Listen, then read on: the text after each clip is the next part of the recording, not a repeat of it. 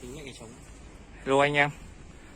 Nay hướng dẫn anh em cách cà số khung số máy của con Mondeo 207 để anh em tránh mất 200.000 thuê cò.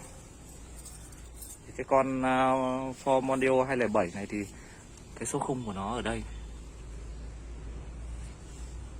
Đấy. Đây là số khung của nó này. Số máy của nó thì ở tận trong này cơ.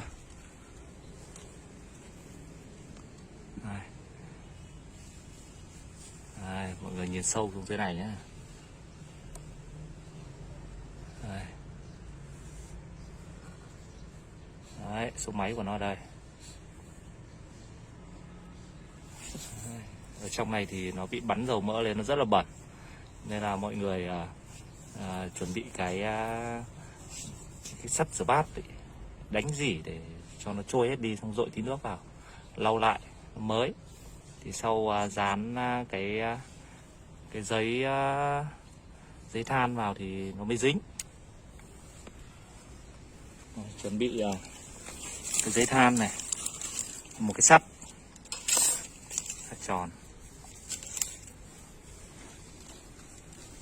thêm cái keo dán khô.